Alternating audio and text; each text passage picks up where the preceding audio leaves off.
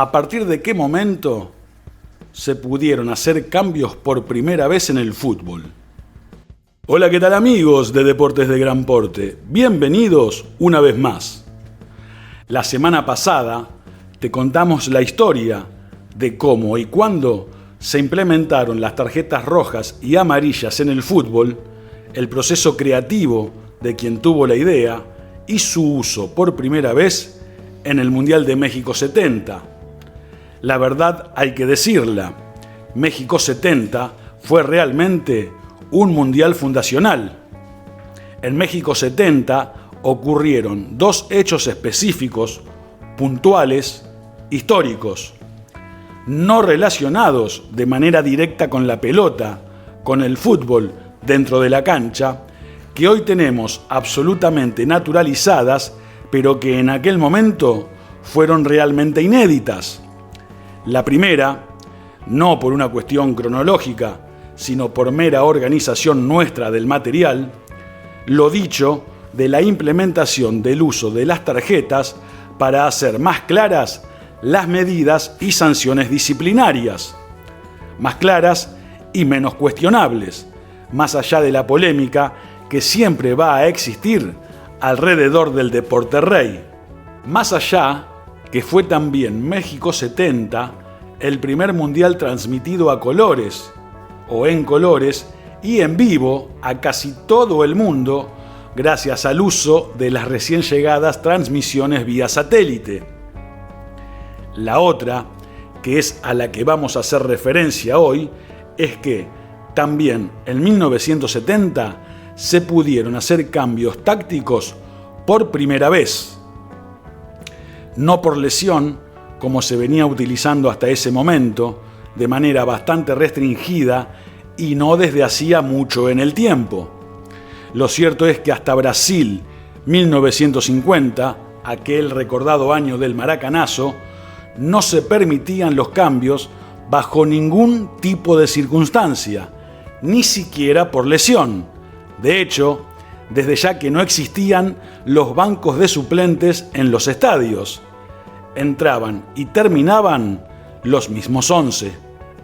Los mismos 11 jugadores. Alguna referencia hicimos al respecto en videos anteriores, como la experiencia de Brasil en 1938, que, por decisión del entrenador, reservó a su mejor jugador, figura en ese mundial, Leónidas, en la semifinal, para tenerlo fresco en la final, a la que finalmente no accedieron. Si te gustan estas historias, suscríbete a nuestro canal, hacé clic en la campanita para las notificaciones y continúa disfrutando de nuestro contenido. Pues bien, como te decíamos, antes de 1970 la historia era muy distinta, muy diferente en cuanto a la posibilidad de hacer cambios. Y como acabamos de remarcar, hasta 1950 los cambios directamente no estaban permitidos. De allí que muchas veces una simple lesión muscular terminaba agravándose porque el jugador, al no querer dejar a su equipo con uno menos, permanecía en cancha hasta la finalización del encuentro. En la mayoría de oportunidades se estilaba ubicarlo como centro delantero para que no tenga obligaciones de marca ni necesidad de despliegue y para tratar de pescar algún rebote en el área. En 1953, previo al Mundial de Suiza del año siguiente, se implementa la posibilidad de reemplazar al arquero en caso de lesión, solo en caso de lesión. Aquí debemos decir que en esos momentos la International Board no emitía disposiciones vinculantes obligatorias como sucede hoy en día. Por eso es que las distintas federaciones iban ayornándose y reglamentando diferentes situaciones de manera independiente. Es así que a nivel local, a medida que la década del 50 transcurría, distintos países fueron introduciendo modificaciones. Por ejemplo, agregar un segundo cambio, además del arquero, aunque siempre por motivo de lesión. Oficialmente y de manera global, con 5 suplentes disponibles, solamente 5, el arquero y 4 jugadores de campo, y con límite de 2 sustituciones por partido, fue en el primer mundial celebrado en México que se permitieron, como decíamos al principio, los cambios de origen táctico y ya no por lesión.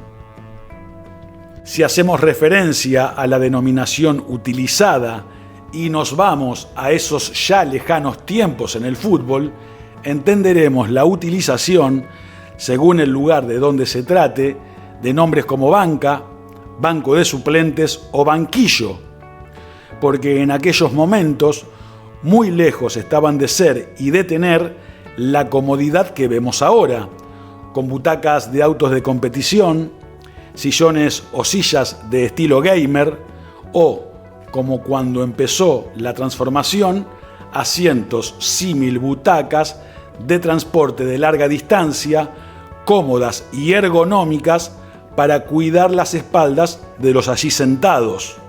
En el principio fueron ni más ni menos que meros bancos o bancas sin respaldo y sin techo alguno.